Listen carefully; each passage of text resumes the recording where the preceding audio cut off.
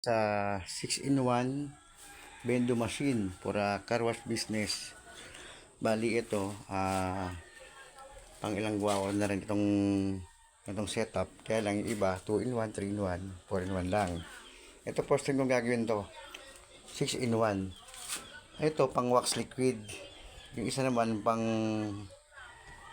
tire black liquid naman. Ayan, may mga gripo siya. Kung nagulog ka dyan, lalabas yung liquid dyan. Sa ngayon, testingin natin dyan, tubig muna kasi wala tayong available na wax liquid ngayon, tsaka yung tire black liquid. Itong isa naman, yung una, pang car wash. Itong pangalawa naman, pang foaming.